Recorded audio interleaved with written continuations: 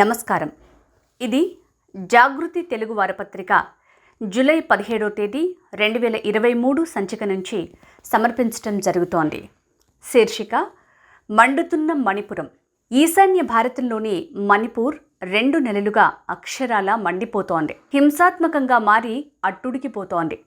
ఇప్పటి వరకు సుమారు 142 మంది ప్రాణాలు కోల్పోగా 45,000 మంది సహాయ శిబిరాలకు తరలిపోవలసి వచ్చిందంటేనే దాని తీవ్రతను అంచనా వేయొచ్చు.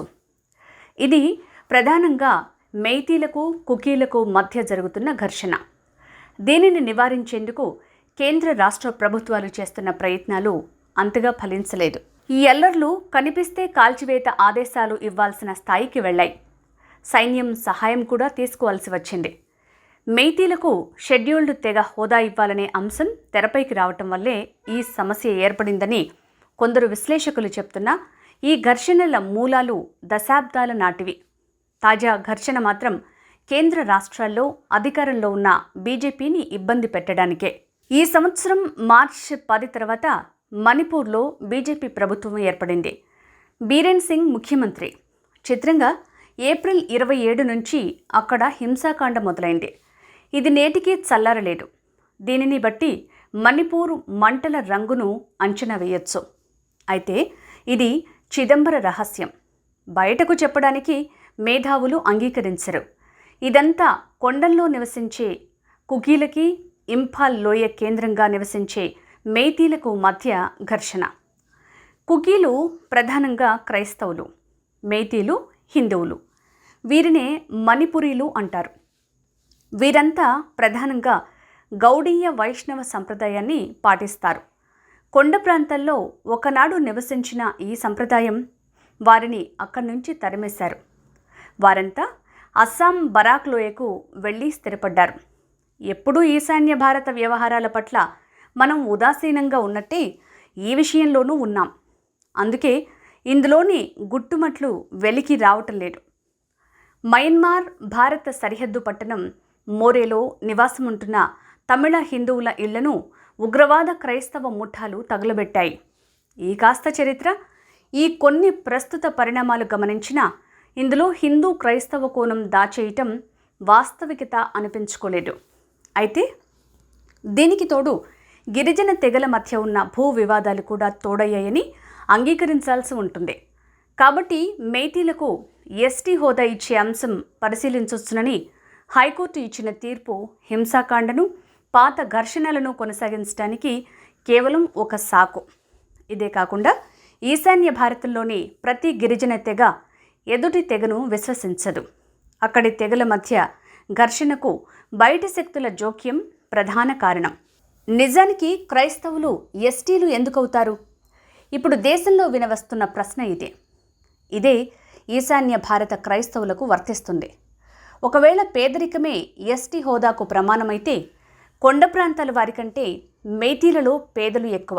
నిజానికి మణిపూర్ హింసాకాండ చరిత్రను పరిశీలిస్తే కుకీలదే ఎక్కువ పాత్ర కనిపిస్తుంది. 1990లో జరిగిన కుకీ నాగా ఘర్షణల్లో అప్పటిదాకా మోరేలో అధిక సంఖ్యాకులుగా ఉన్న నాగాలను తరిమేసి కుకీలు ఆధిపత్యం సాధించారు. దీని ఫలితంగా అక్కడ నివసిస్తున్న తమిళ హిందువులు బలైపోయారు. ఇప్పుడు అదే జరిగింది. కుకీల హిందూ వ్యతిరేకత ఇక్కడే కాదు, త్రిపురలోని జంపుయి కొండల్లో కూడా కనిపిస్తుంది. అక్కడ ఉన్న బెహింగ్ శివ్ ఆలయాన్ని క్రైస్తవ మిజోలతో కలిసి కుకీలు 1997లో కూల్చారు. ఈ ఆలయానికి సాంస్కృతికంగా చాలా చరిత్ర ఉంది. ఈ ఆలయాన్ని కూల్చడం అంటే హిందూ జీవన జాడలు నిర్మూలించే ఉద్దేశమేనన్న అభిప్రాయం వచ్చింది. పైగా ఈ ఆలయాన్ని పునరుద్ధరించడానికి తర్వాత విశ్వ హిందూ పరిషత్, బజరంగ్ దళ్ చేసిన ప్రయత్నాలను క్రైస్తవ మిషనరీలు సాగనివ్వలేదు. ఆ విధంగా ఈశాన్య భారతంలోని వేర్పాటువాద శక్తులకు మిషనరీలకు ఉన్న చీకటి బంధం తెలుసుకోవచ్చు. పైగా 1901 నుంచి 2022 వరకు పరిశీలిస్తే కుకీల జనాభా పెరుగుదల, మెయితీ నాగా జనాభాలో తరుగుదల కనిపిస్తుంది. నరేంద్ర మోదీ ప్రభుత్వం ఈశాన్య రాష్ట్రాల అభివృద్ధిపై ప్రత్యేక దృష్టి పెట్టింది. అక్కడి తెగల మధ్య చిరకాలంగా ఉన్న ఘర్షణలకు పరిష్కారం వెతకటం ఇందులో భాగమే. ఇవి చాలా వరకు ఫలించాయి. ఇక్కడి రాష్ట్రాల ప్రజలు పార్లమెంట్, అసెంబ్లీ ఎన్నికల్లో బీజేపీని, ఆ పార్టీ ఉన్న సంకీర్ణ కూటమిని బలపరచడం గమనించవచ్చు. ఈ ప్రయత్నాలు కొన్ని శక్తులకు నచ్చటం లేదు. ప్రస్తుత సంక్షోభం అక్కడి తెగల మధ్య ఉన్న సంక్లిష్టమైన సంబంధాలను మరోసారి పట్టి చూపుతోంది. రాజధాని ఇంఫాల్ లోయలో ఉండే మెయితీలకు, కొండల్లో ఉండే కుకీలు, నాగాలకు మధ్య ఘర్షణలు కొత్తగా వచ్చినవి కావు. మణిపూర్ రాష్ట్రంలో 80% పైగా పర్వత ప్రాంతమే ఉంటుంది. ఇక్కడ నివసించే జనం 20% లోపే. వీరికి షెడ్యూల్డ్ తెగల హోదా ఉంది. వీరికి పర్వత ప్రాంతాలతో పాటు లోయలోని భూమిపై కూడా హక్కు ఉంది. కానీ జనాభా పరంగా 80% ఉన్న మెయితీలు 20% భూభాగానికే పరిమితమయ్యారు. తమకు గతంలో ఉన్న షెడ్యూల్డ్ తెగల హోదాను పునరుద్ధరిస్తే పర్వత ప్రాంతాల్లో కూడా నివాసం ఏర్పరచుకోవచ్చని భావిస్తున్నారు. మెయితీలకు షెడ్యూల్డ్ తెగల హోదా ఇచ్చే అంశాన్ని పరిశీలించాలని మణిపూర్ హైకోర్టు ఇచ్చిన ఆదేశాల తర్వాత దీన్ని బలంగా వ్యతిరేకిస్తున్న కుకీలు ఆందోళనలకు దిగారు. మెయితీలపై, వారి ఆస్తులపై దాడులు చేపట్టారు. ప్రతిగా మెయితీలు ఎదురుదాడికి దిగారు. ఈ ఘర్షణల్లో ఇళ్ళు, వ్యాపారాలతో పాటు ప్రార్థనాలయాలు కూడా ధ్వంసమయ్యాయి. ఇందులో చర్చిలతో పాటు దేవాలయాలు కూడా ఉన్నాయి. ఇంఫాల్కి చెందిన కేంద్ర మంత్రి ఇంటిని కూడా అల్లరి మూకలు వదిలిపెట్టలేదు. మణిపూర్ హింసకు సంబంధించి దాఖలైన పిటిషన్లను భారత ప్రధాన న్యాయమూర్తి justice DY Chandrachud, justice PS Narasimha నేతృత్వంలోని ధర్మాసనం విచారించింది. ఆ హింసపై అత్యున్నత న్యాయస్థానం కీలక వ్యాఖ్యలు చేసింది. హింసను మరింత పెంచేందుకు తమను వాడుకోవద్దని ధర్మాసనం కోరింది. ప్రభుత్వం చేపట్టిన చర్యల్ని తాము పర్యవేక్షిస్తామని, మరిన్ని చర్యలు అవసరమైతే తగిన ఆదేశాలు జారీ చేస్తామని స్పష్టం చేసింది. ఇంఫాల్ ఈస్ట్, ఇంఫాల్ వెస్ట్ జిల్లాల్లోనే హింస అధికంగా జరిగిందని, ఈ ప్రాంతాల్లోనే 5,000కు పైగా ఘర్షణలు చోటు చేసుకున్నాయని రాష్ట్ర ప్రభుత్వం పేర్కొంది. మరణాలు కూడా ఈ జిల్లాల్లోనే అధికంగా చోటు చేసుకోవడంతో సమస్యాత్మక ప్రాంతాల్లో పోలీసులు భారీగా మోహరించి శాంతి భద్రతలను కాపాడినట్లు తెలిపింది. 124 పారామిలిటరీ బలగాలు, 184 సైనిక బలగాలను రంగంలోకి దించినట్లు చెప్పింది. అల్లర్లు మొదలైన తర్వాత కేంద్ర హోంమంత్రి అమిత్ షా ఇంఫాల్ వెళ్లారు. వివిధ తెగల నాయకులతో చర్చించి శాంతియుత వాతావరణం ఏర్పడేందుకు ప్రయత్నించారు.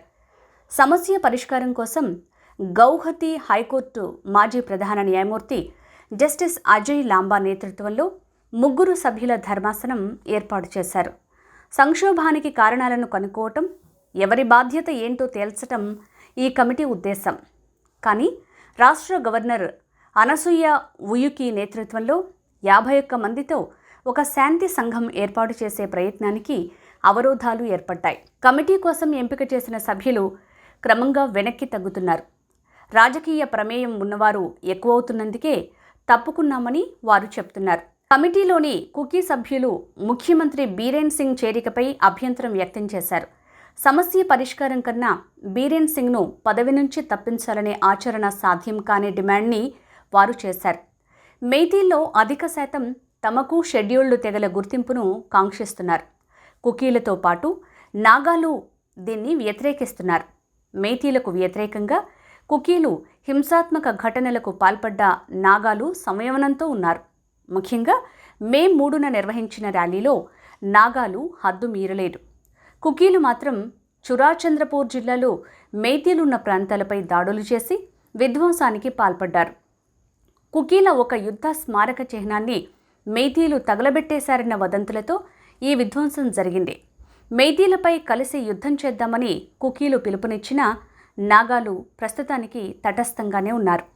జూన్ 9న రాష్ట్రానికి చెందిన 10 మంది నాగా ఎమ్మెల్యేలు సంప్రదింపుల కోసం అమిత్ షాను కలిశారు. రాష్ట్రంలో సాధారణ పరిస్థితులు నెలకొల్పేందుకు తమ వంతు సాయం అందిస్తామని హామీ కూడా ఇచ్చారు.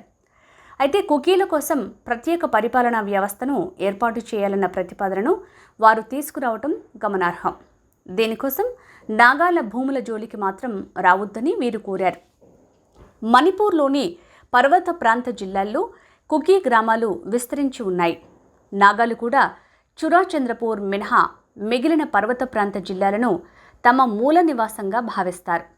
యునైటెడ్ నాగా కౌన్సిల్ 1990లో కుకీ గ్రామాలను ఖాళీ చేయించాలని నిర్ణయించింది. నాగాల దృష్టిలో కుకీలు తమ గ్రామాల్లో ఉంటున్న కిరాయిదారులు. అప్పుడు ఇరు తెగలకు మధ్య జరిగిన ఘర్షణల్లో 800 మంది ప్రాణాలు కోల్పోయారు. ప్రస్తుతం నాగాల వైఖరితో కుకీలు గుర్రుగా ఉన్నారు. అయితే కుకీలతో కలిసి రాకున్నా మేతీలతో నాగాలకు భేదాభిప్రాయాలు లేవని భావించడానికి వీలు లేదు. మణిపూర్ చిన్న రాష్ట్రమైన 33 తెగలు, 190 భాషలను చూడొచ్చు.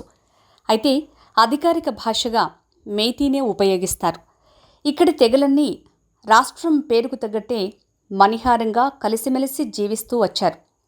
అనేక సంస్కృతుల సమాహారమైన ఆహారం, జీవనశైలి దాదాపు ఒక్కటే. కొన్ని దశాబ్దాలుగా తెగల మధ్య పోరాటాలు జరుగుతున్నాయి. కొన్ని వేర్పాటువాద శక్తులు ఈ దూరాన్ని పెంచుతూ వచ్చాయి. మణిపూర్కు కాంగ్లీపాక్ అనే పేరు కూడా ఉంది. ఈ పేరును వీరు ప్రధానంగా ఉపయోగిస్తుంటారు. మణిపూర్లో 1961 నాటికి హిందూ జనాభా 62% కాగా ప్రస్తుతం 41% తగ్గింది. ఇదే సమయంలో క్రైస్తవ జనాభా 19% నుంచి 41% పెరిగింది. బ్రిటిష్ వారి కాలం నుంచి అంతర్జాతీయంగా సాగించిన ప్రయత్నాలు ఇక్కడి సమతౌల్యాన్ని దెబ్బతీస్తూ వచ్చాయి. మణిపూర్ జనాభాలో ప్రధాన తెగ అయిన మేతీలు 53% వరకు ఉంటాయి. నాగాలు 24% ఉంటే కుకీ, జోలు 16% ఉంటారు. వీరు కాకుండా తంగుఖుల్, కబుయి, పైట్, హ్మార్, కచ్చానాగా, వైపుయ్, ఐమోల్, అనల్, చిరు, చోతే, గాంగ్టే, ఇన్పుయ్, హ్మార్, ఖరం, ఖోయిబు, కోయిరావ్, కోమ్, లామ్కాంగ్, లియాంగ్మై, మావో, మారామ్, మారింగ్, మేట్, మోన్సాంగ్, మోయోన్ వంటి గుర్తింపు పొందిన తెగలున్నాయి. పైటే, పౌమై, పురుమ్, రాల్టే, రోంగ్మి, సిమ్టే, సుహ్తే, తంగుఖుల్, తారావో, థౌడౌ, తంగల్, వైఫే, జెమ్, జౌ తెగలు కూడా ఉన్నాయి. ఇంకా నేపాలీలు, బెంగాలీలు, తమిళులే కాక మార్వాడీలు గణనీయమైన సంఖ్యలో నివసిస్తున్నారు. మణిపూర్లో మేతీలు, నాగాలు మాత్రమే మూలవాసులు అన్న వాదన గమనార్హం. తర్వాత కాలంలో కుకీలు ఈ రాష్ట్రానికి చొరబడుతూ వచ్చారు. ముఖ్యంగా పొరుగున ఉన్న మయన్మార్ నుంచి అత్యధికంగా రాష్ట్రంలోకి ప్రవేశించారు. ఇప్పటికీ చొరబాట్లు కొనసాగుతున్నాయి. మణిపూర్తో తెగల మధ్య హింసకు, వేర్పాటువాద శక్తులకు సుదీర్ఘ చరిత్ర ఉంది. స్వాతంత్ర్యం వచ్చిన తర్వాత మణిపూర్ సంస్థానం భారతదేశంలో విలీనమైంది. దీన్ని వ్యతిరేకిస్తూ 1964లో యునైటెడ్ నేషనల్ లిబరేషన్ ఫ్రంట్ ఏర్పడింది. ఇదే మొదటి తిరుగుబాటు ముఠా. భారత్ నుంచి మణిపూర్ను వేరు చేసి ప్రత్యేక దేశంగా ఏర్పరచాలి అన్నది దీని లక్ష్యం. People's revolutionary party of Kangleipak 1977లో ఏర్పడగా పీపుల్స్ లిబరేషన్ ఆర్మీని 1978లో స్థాపించారు. ఈ సంస్థకు చైనా నుంచి ఆయుధాలు అందటంతో పాటు శిక్షణ ఇచ్చారని నిఘా వర్గాలు గుర్తించాయి. కాంగ్లీపాక్ కమ్యూనిస్ట్ 1980లో ఏర్పడింది. ఈ సంస్థలు చీలికలు పేలికలుగా మారి మరికొన్ని కొత్తవి పుట్టుకొచ్చాయి. అవే revolutionary people's front, Manipur liberation front army, Kanglei Yawol Kanna Lup, revolutionary joint committee, Kangleipak communist party, people's united liberation front, Manipur Naga people front, national socialist council of Nagaland, united Kuki liberation front, Kuki national front, Kuki national army, Kuki defence force, Kuki democratic movement, Kuki national organisation, Kuki security force, Chin Kuki revolutionary front, Pom Rim people's convention, Zomi revolutionary volunteers ఉన్నాయి. ఈ తిరుగుబాటు గ్రూపుల్లో కొన్ని స్వాతంత్ర్యం కోరుకుంటే కొన్ని తమ తెగలకు ప్రత్యేక రాష్ట్రం కావాలంటున్నాయి. నాగాలు మణిపూర్లో కొంత భాగం విడదీసి నాగాలాండ్తో కలపాలంటున్నారు. లేదా నాగాలిం పేరుతో మరో రాష్ట్రం ఇవ్వాలంటున్నారు. మణిపూర్లోని ఈ తిరుగుబాటు మూకలు బ్యాంకు దోపిడీతో పాటు పోలీసులపై, ప్రభుత్వ భవనాలు, ఆస్తులపై ఎన్నో దాడులు జరిపాయి. తెగల మధ్య ఏర్పడ్డ ఘర్షణల్లో వేలాది మంది అమాయకులు ప్రాణాలు కోల్పోయారు. కొన్ని తెగల వారు పొరుగు రాష్ట్రాలకు పారిపోయారు. కుకీల దాడుల కారణంగా రియాంగ్, చక్మాలు 2 తరాల కింద త్రిపురకు పారిపోయి అక్కడి శరణార్థ శిబిరాల్లో గడుపుతున్నారు. మణిపూర్లో వేర్పాటువాద శక్తుల హింసను నివారించేందుకు కేంద్ర ప్రభుత్వం సాయుధ దళాలకు ప్రత్యేక అధికారాలు కల్పించే చట్టం అమలు చేసింది. ఈ చట్టానికి ఉన్న అపరిమిత అధికారాల కారణంగా హింసాత్మక కార్యకలాపాలు తగ్గాయి. అయితే ఏఎఫ్ఎస్పీఏ ఎత్తివేయాలంటూ కొన్ని సంస్థలు, వ్యక్తులు పోరాటాలు సాగిస్తూ వచ్చిన విషయం తెలిసిందే. ముఖ్యంగా ఐరోమ్ షర్మిలా చాను ఏళ్ల తరబడి సాగించిన నిరాహార దీక్ష ప్రపంచం దృష్టిని ఆకర్షించింది. వాస్తవ పరిస్థితిని అర్థం చేసుకుని ఆమె దీక్షను విరమించక తప్పలేదు. ఇంత చేసినా ఆమె ఎన్నికల్లో నిలబడితే ఘోరంగా ఓడిపోయింది. అంటే అక్కడి ప్రజలు ఐరోమ్ పోరాటాన్ని గుర్తించలేదని అర్థం చేసుకోవాలా? మణిపూర్లో శాంతిని నెలకొల్పేందుకు కేంద్ర ప్రభుత్వం 2 దశాబ్దాలుగా చేస్తున్న ప్రయత్నాలు ఓ కొలిక్కి వచ్చాయి. 2005లో కుకీ నేషనల్ ఆర్గనైజేషన్ భారత సైన్యంతో కలిసి సస్పెన్షన్ ఆఫ్ ఆపరేషన్స్పై సంతకం చేసింది. తరువాత 2008లో కేఎన్ఓకు కేంద్ర, రాష్ట్రాలతో కలిపి త్రైపాక్షిక ఒప్పందం కుదిరింది. అయితే ఈ ఒప్పందాలేవీ నిలబడటం లేదు. వేర్పాటువాద శక్తులు యథేచ్ఛగా తమ కార్యకలాపాలు కొనసాగిస్తున్నాయి. ముఖ్యంగా మయన్మార్లో సైనిక తిరుగుబాటు తర్వాత అక్కడి నుంచి వేలాది మంది కుకీ, చిన్ శరణార్థులు మణిపూర్లోకి ప్రవేశించారు. వీరికి స్థానిక కుకీలు అండగా నిలిచారు. వీరంతా అటవీ ప్రాంతాలను ఆక్రమించి గంజాయి సాగు చేయటం ఆందోళనలకు దారితీసింది. వీరికి వేర్పాటువాద గ్రూపుల అండ ఉంది. ఆక్రమణదారులను అడ్డుకునేందుకు మణిపూర్ సీఎం బీరేన్ సింగ్ చేసిన ప్రయత్నాలను వీరు వ్యతిరేకిస్తున్నారు. తాజాగా మేతీలకు ఎస్సీ హోదా కల్పించే అంశం తెరమీదికి రావడంతో వేర్పాటువాద శక్తులు రెచ్చిపోయేందుకు అవకాశం ఏర్పడింది. ఇది జాగృతి తెలుగువారి పత్రిక జూలై 17వ తేదీ 2023 సంచిక నుంచి సమర్పించడం జరిగింది.